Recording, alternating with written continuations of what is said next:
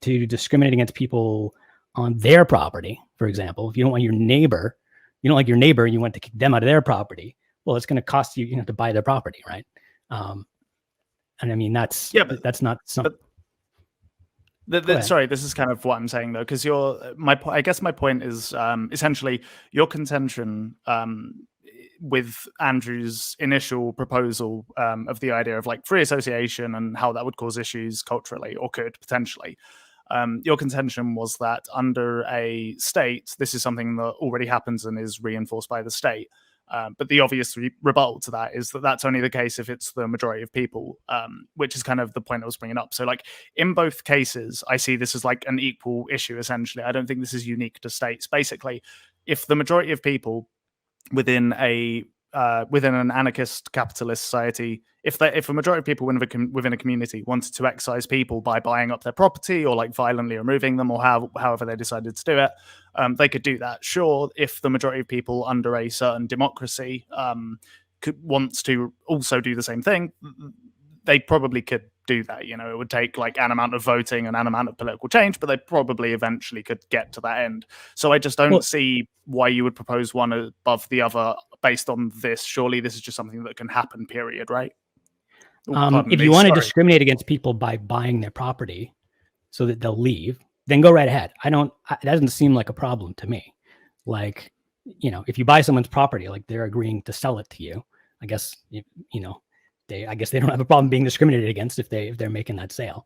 Okay, sure. But as for violence, I know I would say that you can't do that. Yeah. You can't just violently kick your neighbors out of their own property in an ANCAP society. I think that's less likely to happen in an anarchy than a state society. The state is what could potentially allow that kind of thing to happen. Whereas in an anarchist society, it's always going to cost you money. It'll cost you more money to remove them through violence than it would be to just buy their house and get them to leave that way, right? Well, I mean, sure, but what if it's a situation in which someone doesn't want to leave their property, but it's not so much the trade offer or the money incentive that makes them leave in the end? What if it's just the majority of the people there just don't want them there, and they decide to sell their property, but they're not particularly happy about it? That maybe they weren't physically like threatened or anything like that, but there was kind of an overwhelming pressure for them to leave due to discrimination. Well, what are their discriminatory neighbors going to do to drive them out that a state would stop them from doing? Like the state can't make your neighbors be friendly to you, right? If your neighbors are racist and they're just giving you the evil eye all the time, like I can, like I said, I agree, but this is kind of my point. I just don't see how a state is uniquely bad in this regard. That's what I'm not understanding, I guess. It seems like in both situations, you could have a majority of people basically decide they don't want to associate with a certain type of people. The only difference is under a state, if the majority of the country want certain protections in place, it would probably take a bit longer to overturn those protections, for example. But like, other than that, I don't think there's, I don't know, it doesn't seem like there's as big a difference. The reason that I brought this up for you guys, and I'll let you respond to this last as soon as I'm done, but the reason I brought this up is because I think we can all agree that within the United States, after we had the Jim Crow laws taken care of and all of this, the culture radically changed. There's no two ways about that. And this was due to the state stepping in, saying businesses can no longer have discriminatory policies, various egalitarian laws that were put in. The question is did the culture get better as a result of that? Or if we had kept kind of this ANCAP society mindset or minarchist mindset. Now, it wasn't Ancapistan, don't get me wrong, but it was more of a minarchist mindset without kind of the egalitarian police everywhere. So as culture, as it's changed so radically due to the state stepping in, I think that Devin thinks that's probably a good thing. And I guess what I'm curious about... I think it was the state stepping out. You say the state stepped in, but what happened is that these Jim Crow laws that the state was enforcing got taken away, right? So I would call that the state stepping out. But wouldn't you surely Jim Crow laws were removed because there was a cultural shift first, and it wasn't, surely it was something that came from I would agree. democracy, Sure. right? Yeah, so it had to become the popular social movement precipitated the legal change. So yeah, but can you really frame that as like the state stepping out? Then surely that's just. I mean, I guess it is stepped out in response to social pressure.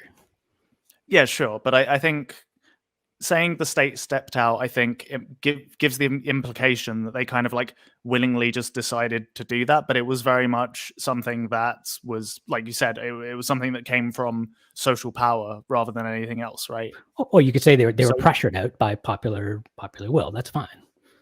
Yeah. The point is, okay, they were the ones. Yeah. Minor thing, but they were the ones protecting the discrimination before with their laws, right? Yeah.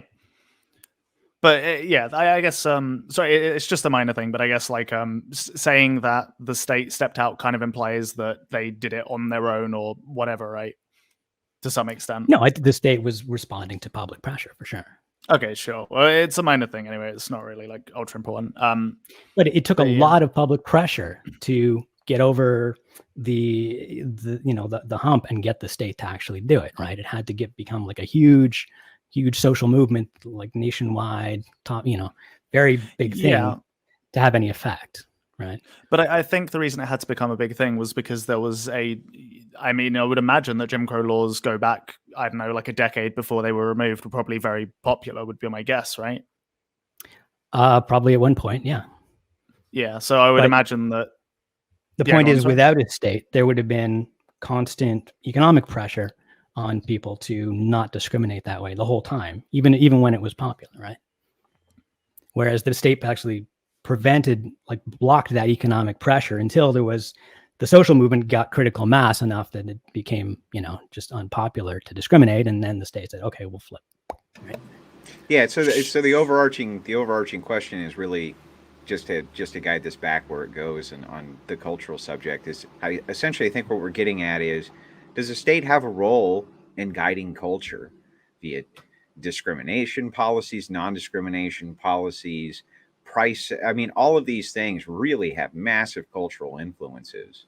And I would suspect, Devin, that you probably think that the state does probably have some type of role in guiding culture a bit. Yeah, I would say that, like, for me broadly, sorry, pardon me, Jesus. Yeah, I would say essentially, for me, the state's role is it's just to enact whatever the people want, broadly speaking, essentially. So, like, the state should guide culture, but it is something that obviously has to come from a cultural place initially.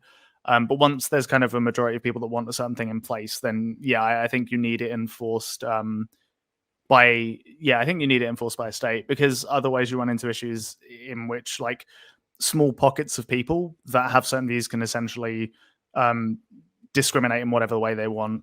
So, for example, I don't see how you get around the issue. If you don't have a state and you run a business, and let's say you still do business with other people that you would normally that you're discriminating against, but the type of discrimination you enforce is something like you don't allow them to get jobs at a business that you run. That's something that I don't see how you could get around without a state, essentially. Like, those people would not be able to get those jobs within that area, essentially. And that could be a fairly big issue depending on how many people kind of want that, I guess, within a certain pocket of whatever country or place you're talking about, essentially. So yeah, that's you've got an area where certain kind of people, let's say like left-handed people, are being discriminated against. No one will give left-handed people a job. That means, and assuming the left-handed people don't just all leave that area, they want to live there for some reason, then you've got an opportunity as an entrepreneur, if you don't have a problem with left-handed people, to come in there and start a business and hire all the left-handed people. You probably get a really good rate on them because they have no other place to work. So you could, at least start by paying them really cheap. You can get all the best workers because you've got all these workers who are being underused. Like, you could have a really, really efficient business taking advantage of this inefficiency, and start your business there and put all the other discriminatory businesses out of business in that area, right? Do the thing that the other businesses in the area are not doing, right? But do you not think there's certain scenarios in which it won't play out like that? So, for example, one of the it might not play out like that. But the point is, there's an incentive to fix that problem, and it's an incentive that people can act on. That doesn't guarantee that they will, but that's really the best that we can ask for. Is that where you have a problem like that, there's an incentive for anyone who cares to fix it to go and fix it and could make money doing so. I think it's the best we can do. Right? It's nothing that guarantees to fix problems. I obviously disagree with that. I would say that I would actually say interestingly. So one of the examples you brought up is how earlier about states and egalitarian societies is that how sometimes essentially the state can enforce certain types of discrimination. Now, if we look at some of the discrimination, at least as a lefty, I would say today you have things that are more, I guess, slightly more subtle than just straight up Jim Crow laws. So say there's like, a racial discrimination when it comes to, criminal enforcement or, that kind of thing. Essentially, that's something that's like a leftist would say is structurally racist, essentially, but it's not something that's coded in law. It's something that has essentially happened over time. So couldn't you have a situation in an ANCAP society where a similar kind of structural discrimination happens where, say, for example, like you said, you've got two different businesses. One is willing to hire, say, left-handed people and the other one isn't. Let's say that historically left-handed people have been discriminated against by whatever was there before Ancapistan, and all the left-handed people are considerably less educated and they have no particularly good path because they're economically disadvantaged and all that other good stuff. So they aren't the type of people you would even necessarily want in your business. That's a type of structural discrimination that Ancapistan would reinforce, surely, because those people it would be incredibly difficult without any resources assigned to these people to actually gain the skills required to become competitive in the market, right? Wouldn't that be a sort of similar type of discrimination?